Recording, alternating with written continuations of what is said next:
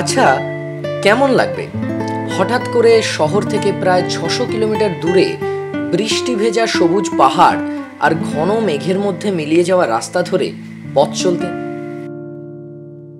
অথবা কেমন লাগবে যদি দেখেন সকালবেলা ঘুম থেকে উঠে চোখের সামনে পাথরের খাঁজ দিয়ে নদী বয়ে যাচ্ছে? কেমন লাগবে সেই নদীটায় একটু গা ভিজিয়ে নিতে? হ্যাঁ বন্ধুরা, আমি বলছি উত্তরবঙ্গের সেই রঙ্গিত নদীর পাড়ে অবস্থিত বিজনবাড়ির কথা, যেখানে হঠাৎ করেই আমরা চলে এসেছি ঘুরতে।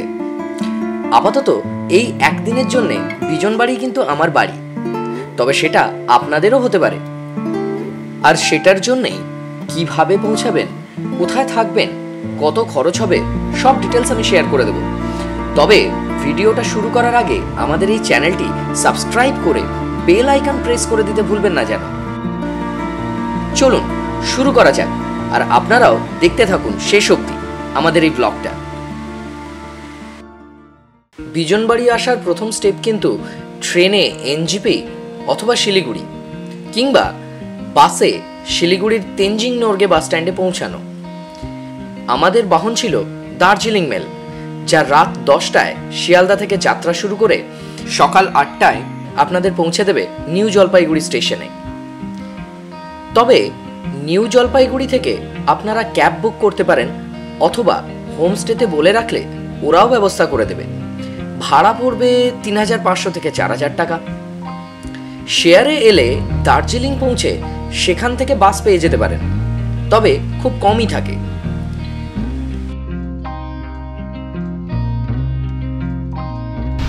জিনিসপত্র বাঁধা ছাদার কাজ চলছে, তো আমরা বেসিক্যালি একটু হাটকে প্ল্যান করেছি। তার কারণ যেটা হচ্ছে, আমরা এবারে ক্যাব সার্ভিসও নিচ্ছি না বা শেয়ার গাড়িও নিচ্ছি না। আমরা বেসিক্যালি যেটা করছি সেটা হচ্ছে বাইকে যাচ্ছি। যদি আপনারা মনে করেন যে নর্থ বেঙ্গলে বাইক ট্রিপ করে ঘুরবেন এবং সেটার জন্য এনজিপি থেকে বাইক ভাড়া নেবেন, তাহলে আমি ডেসক্রিপশন বক্সে এই নাম্বার শেয়ার করে দেবো, দেখে নেবেন। এবার আমাদের বাইক যাত্রা শুরু। শিলিগুড়ি থেকে প্রায় 88 কিলোমিটারের রাস্তা, সময় লাগবে প্রায় 3.5 ঘন্টা। যাওয়ার পথ 3টে। 1, সেবক হয়ে কালিম্পং এর রাস্তা ধরে জোরথাং হয়েও আপনারা পৌঁছতে পারেন বিজনবাড়ি, অথবা মিরিকের রাস্তা ধরেও কিন্তু বিজনবাড়ি পৌঁছে যেতে পারেন। 3 নম্বর রাস্তা দার্জিলিং এর ঘুম থেকে বাঁ দিকের রাস্তা ধরে। আমরা সেই রাস্তাটাই ধরলাম, আর তাই ঘন সবুজ শুকনা ফরেস্ট পেরিয়ে দুপাশে রোহিণী টি এস্টেট আর দূরে পাহাড়কে লক্ষ্য করে সোজা এগোতে এগোতে পৌঁছে গেলাম কার্শিয়াং। আর তার কিছুক্ষণের মধ্যেই আমাদের চির পরিচিত টয় ট্রেনের সঙ্গে তাল মিলিয়ে চলতে চলতে, আর কখনো কখনো মেঘের কোল ঘেঁষে মুখের উপর সূর্যের আলো পড়াটাকে উপভোগ করতে করতে আমরা আস্তে আস্তে পৌঁছে গেলাম কিন্তু ঘুম স্টেশনের কাছে।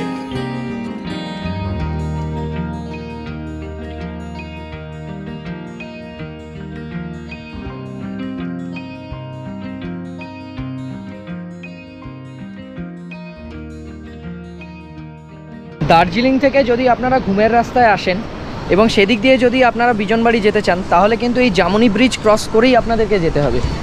আর উল্টো দিকে এই একটা ছোট্ট পার্কটা ঢোকার রাস্তাটা কিন্তু এই ব্রিজের নিচ দিয়ে, ওইখানটা দিয়ে, ওই দিক দিয়ে, ওই যে গাড়িটা যাচ্ছে ওখানে একটা গেট আছে, ওই গেটটা দিয়ে ঢুকতে হয়।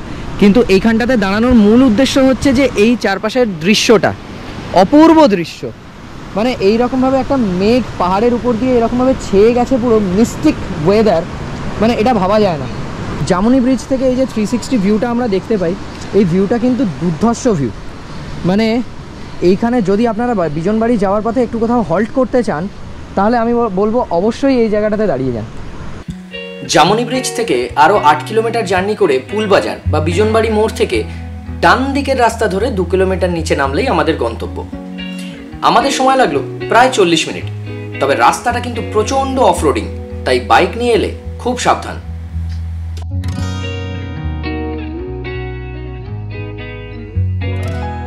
সো দুদিকে পাহাড় আর মাঝখানে ছোট রঙ্গিত, এই সমস্ত কিছু মিলিয়ে কিন্তু আমাদের এই ব্যাম্বু রিসর্ট। তো আমরা আপাতত এখানে এসে পৌঁছে গেছি।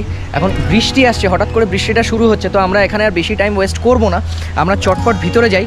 ব্যাকপ্যাক রাখতে হবে, রেখে তারপরে আমরা আপনাদেরকে দেখিয়ে দেবো যে ভিতরের সেট আপ কী কী আছে, কীরকম রুম আছে, সব কিছু। বিজনবাড়ি ব্যাম্বু রিসর্টের ম্যাক্সিমামটাই কিন্তু অ্যাকচুয়ালি বাঁশ দিয়ে তৈরি। মানে যদি আপনারা এখানে দেখেন এই যে টয়লেট রুম, এটাও বাঁশ। যদি আপনি এখানে ডাইনিং রুমটা দেখেন, এটাও বাঁশ। আর এখানে সব কিছু মানে চারদিকে শুধু বাঁশই বাঁশ দেখতে পাচ্ছি। তো যাই হোক, সেটা মানে ইয়ার্কির কথা নয়। এনিওয়েজ আপনাদেরকে দেখিয়ে দিই, সেটা হচ্ছে এখানে দুটো কটেজ, এই দুটো কটেজ এখানে রয়েছে, এবং কটেজ সংলগ্ন আরেকটা জায়গা কিন্তু আছে যেখানে সবাই মিলে কিন্তু রেস্ট নিতে পারে। এই যে মানে আরাম করতে পারে, নদীর শোভা দেখতে পারে, এবং তার সাথে সাথে এখানে বসে খাওয়া দাওয়াও করতে পারে। সুন্দর জায়গা এখানে সেট আপ, এবং পাশে আরেকটা রুমও কিন্তু রয়েছে।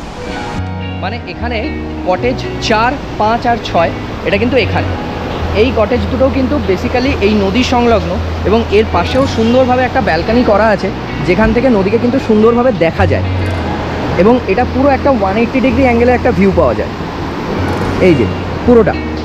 আর যদি নদীর ওই দিকটাতে যেতে হয়, ওইখানে একটা সাঁকো আছে যেটা পাওয়ার হাউসের ওখান দিয়ে নামে, ওখানে একটা রাস্তা আছে, ওখান দিয়েও কিন্তু ওই জায়গাটাতে ওই স্পটটাতে নামা যাবে। এটা কিন্তু এখানকার সবথেকে বড় কটেজ, যার নিচের ফ্লোরটা এখন অলরেডি রেডি হয়ে গেছে। নিচের ফ্লোরে আপনারা এলে থাকতে পারেন, উপরের ফ্লোরটা আন্ডার কনস্ট্রাকশন, তো ওটা হচ্ছে, ওটা খুব জলদি হয়ে যাবে। আর বাকি দুটো কটেজ, মানে আমরা অ্যাকচুয়ালি 4, 5, 6 আপনাদেরকে দেখালাম, বাকি দুটো কটেজ কিন্তু সামনে।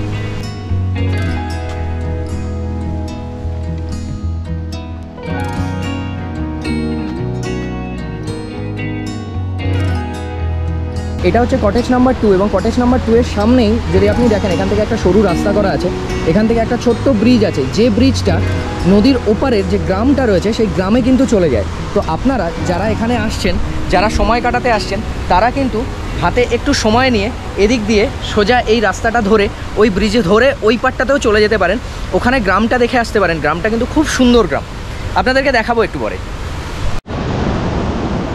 এখানে একটা সুইমিং পুলও রয়েছে যেটা মোটামুটি পরিষ্কার, তবে আমি যেটা শুনলাম সেটা হচ্ছে যে ওদের লাস্ট 3 দিন আগে ওরা পরিষ্কার করেছিল। তো যদি রেগুলার জল পরিষ্কার থাকে তাহলে তো অবভিয়াসলি খুবই ভালো, সুন্দর করে এখানে স্নান করা যাবে।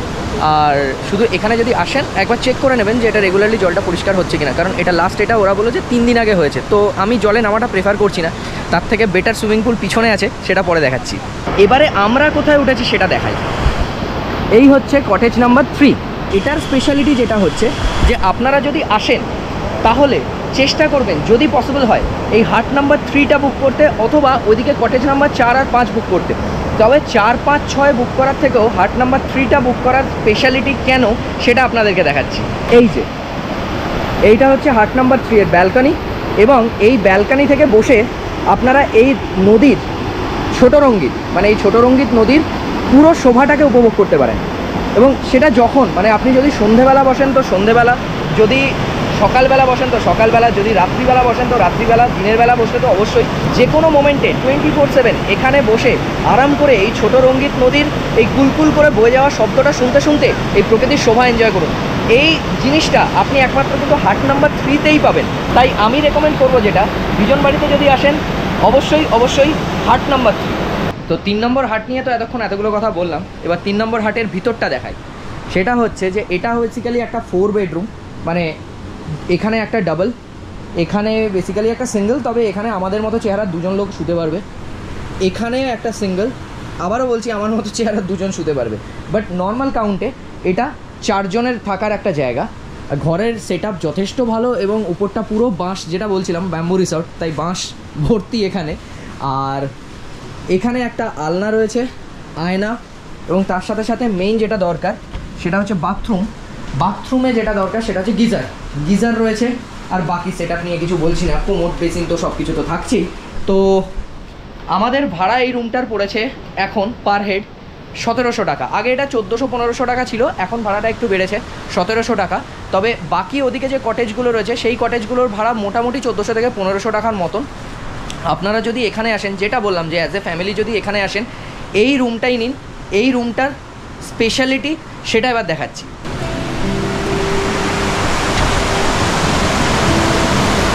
এই হচ্ছে সেই দৃশ্য যে কারণটার জন্য আমি হাট নাম্বার 3টাকে প্রচণ্ড রকমের প্রেফার করছি। জানলা খুললেই জানলার ওপারে ব্যালকানি থেকে অথবা জানলা থেকে এই অসম্ভব সুন্দরভাবে ছোট রঙ্গিত নদীটাকে দেখা যায়। এবং এই নদীটার যা বিউটি সেটা শুধুমাত্র জানলা থেকে নয়, আমরা সামনাসামনি গেলেও দেখতে পাবো, তবে সেটা আপনাদেরকে একটু পরে দেখাবো। আপাতত খিদে পেয়েছে, একটু খেয়ে নেওয়া যাক। ঝিরিঝিরি বৃষ্টি, নদীর ঝরঝর শব্দ আর ঠান্ডা হাওয়া, আমাদের হয়ে গেছে স্নান, এবার জমি হবে খাওয়া। তবে মুশকিল যেটা হচ্ছে, আমার গোপ্রো আর ক্যামেরা দুটোরই ব্যাটারি শেষ, সেই জন্য আমাকে এখন চার্জে দিতে হবে সেগুলো সবকটা। খাওয়ার ভিডিও আমি আর দেখাতে পারছি না, সুতরাং আপাতত এখানে পজ করছি। আপনাদের সঙ্গে দেখা হচ্ছে নেক্সট ক্লিপে আফটার লাঞ্চ।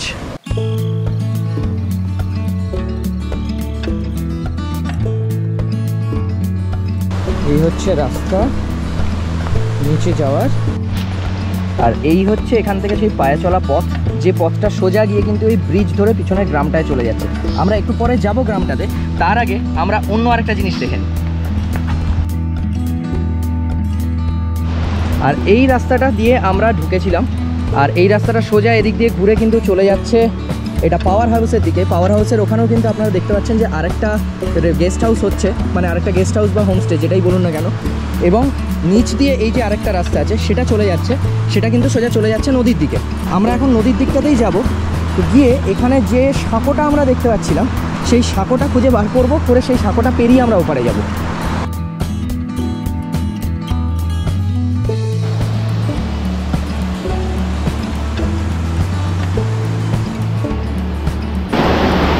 শুধু সাঁকোটা পেরোনোর সময় একটু সাবধানে পেরোতে হবে, এটাই যা।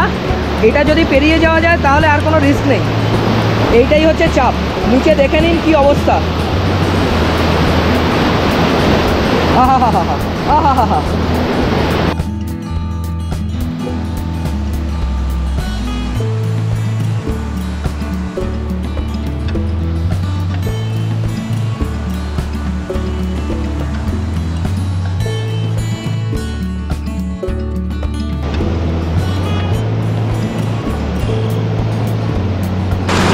দেখতে পাচ্ছেন এইদিকে পুরো পাহাড়, সামনে পুরো ছোট রঙ্গিত নদী এইভাবে বয়ে চলে যাচ্ছে।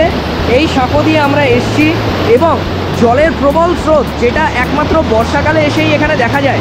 আর অসম্ভব ঠান্ডা জল, আর এই রকম একটা মেঘলা ওয়েদার, তার সাথে এই সমস্ত কিছু মিলিয়ে মিশিয়ে এখানকার পুরো পরিস্থিতিটা 100-এ 100, মানে কোনো কথা হবে না।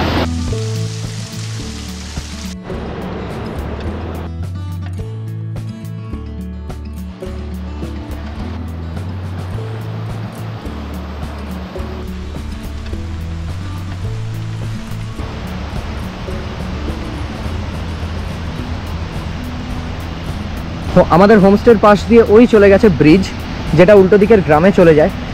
আর এই চারদিকে দেখা যাচ্ছে এই যে ফাঁকা জমিটা, এই ফাঁকা জমিতে কিন্তু দেখা যাচ্ছে যে ধাপে ধাপে এরকম পাথর কাটা রয়েছে, মাটি কাটা রয়েছে। এই জায়গাটাতে ধান চাষ করা হয় বা আরও অন্যান্য সবজি বা আরও অনেক কিছু চাষ করা হয়। বিজনবাড়িতে আমাদের অভিজ্ঞতাটা হয়তো খুব ছোট, মানে একদিনের অভিজ্ঞতা, কিন্তু এই একদিনের মধ্যেই আমরা এই ছোট রঙ্গিত থেকে শুরু করে, হোমস্টে থেকে শুরু করে, আর তার আশেপাশের চারদিকের যা ভিউ যা দেখে নিয়েছি, সত্যি আমাদের মন ভরে গেছে। তবে একটা জিনিস বলবো, সেটা হচ্ছে যে যদি আপনারা এখানে আসতে চান তাহলে চেষ্টা করবেন এরকম 24 ঘন্টার টাইম নিয়ে নয়, 24 ঘন্টার থেকে একটু বেশি সময় নিয়ে।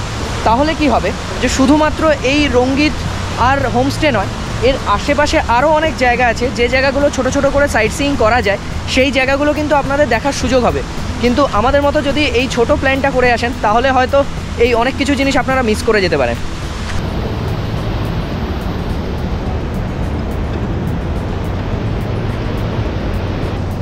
আমরা ব্রিজ পেরিয়ে এদিকটায় চলে এসেছি, আর এদিকে হচ্ছে এই সেই গ্রাম। আর এই গ্রামের পাশে পাশে দেখতে পাচ্ছি এখানে ভুট্টার চাষ হয়েছে, ওখানে ভুট্টা রয়েছে, এখানে আরও অনেক ছোট ছোট ছোট ছোট গাছ রয়েছে, এই যে সবজি হয়েছে এখানটাতে। এক কথা কিন্তু জায়গাটা বেশ সুন্দর, মানে বেশ একটা প্রাকৃতিক, মানে গ্রাম্য এই যে পরিবেশ, খুব সুন্দর লাগছে। কিন্তু মানে আপনারা কিন্তু আসতে পারেন অবশ্যই, বিজনবাড়ি এলে এই জায়গাটা কিন্তু ঘুরে যাবেন ব্রিজটা ক্রস করে।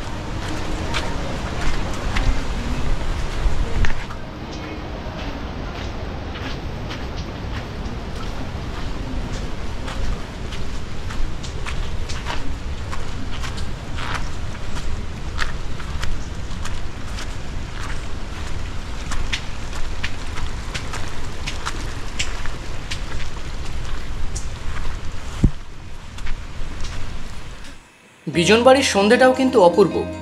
নদীর শব্দের সাথে মেঘ কেটে গিয়ে উপরই পাওনা হয়েছিল পূর্ণিমার চাঁদ।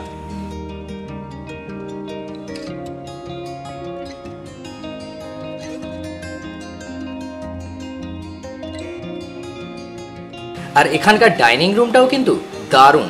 এখানে বসার জায়গার সাথে সাথে মিউজিক বক্স ও গিটারও আছে গান বাজনার জন্যে। আর তার সাথে এখানকার খাওয়া দাওয়াও অপূর্ব, কোনো কথাই হবে না, এক কথায় এ ক্লাস।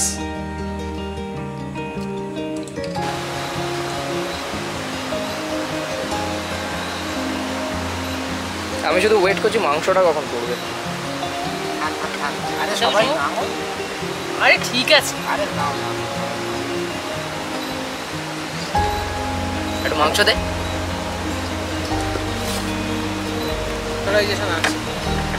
সেটা দেখছি কি করা যায়। মাংস শেষ? ওইটা তো এইটুকু পড়ে আছে।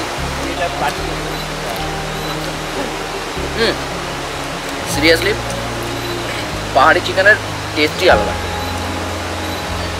আমার একটা না কিন্তু এখানে একটা জিনিস কি, তুই যে সময়টাতে এসেছিস এই সময়টা সব থেকে ভালো উপভোগ করতে পারবি, সন্ধ্যাবেলাটা উপভোগ করতে পারতিস না। অনেক লোক থাকে, কেউ এটা তো পার্সোনাল কিছু, আর ওইটার আসতে হবে, কিন্তু উপরে আসতে বলবো। ওইখানে আমি উপরে আসতে পারতাম না, সত্যি চিকেনটা আলাদাই লাগছে। মানে অফ ক্যামেরা অন ক্যামেরা যে কোনো সময় বলতে পারি। সেপ্টেম্বরের শেষে এখন ঠান্ডা কিন্তু তেমন নেই এখানে, বরং রোদ থাকলে গরম যথেষ্ট লাগবে। তাই চেষ্টা করবেন শীতকালের দিকে এখানে আসার।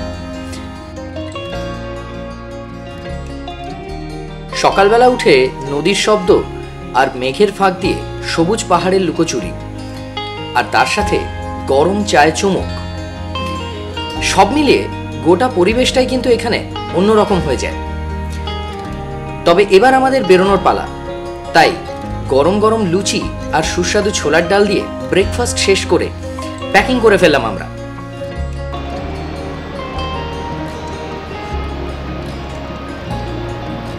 বাইক এখানেই ছেড়ে যাচ্ছি, এবার গাড়ি নিয়ে নেব। তো আমাদের একদিনের বিজনবাড়ি সফর খুব ভালোই কাটলো। খুব সুন্দরভাবে রঙ্গিত নদী দেখা এবং তার সাথে সাথে এই কটেজে থাকা, এখানকার খাওয়া দাওয়া, এখানকার লোকজনদের আতিথেয়তা, সমস্ত কিছু অসম্ভব সুন্দর। এবং আমি তো সবাইকেই বলবো যে আপনারা অবশ্যই আসুন, এই ব্যাম্বু রিসর্টে আসুন। বিজনবাড়ি ব্যাম্বু রিসর্ট আপনাদের জন্য সবসময় ওয়েলকাম করবার জন্য রেডি হয়ে আছে। আমি এখানে আর বেশি কিছু বক্তব্য রাখছি না, কারণ উপরে বৃষ্টি হচ্ছে, আমাদেরকে এখনও নেক্সট গন্তব্যস্থলের দিকে যেতে হবে। ব্লগটা এখানে শেষ করছি। আপনারা ব্লগটা পুরোটা দেখবেন এবং যদি ভালো লাগে তাহলে অবশ্যই অবশ্যই লাইক করবেন, কমেন্ট করবেন অ্যান্ড চ্যানেলটা সাবস্ক্রাইব করবেন। নেক্সট গন্তব্য এটা পরের ব্লগে আসছে। Till then tata, bye bye and সবাই লাইক অ্যান্ড সাবস্ক্রাইব দুটোই কিন্তু করবে, আর হ্যাঁ শেয়ারটাও করবে একদম।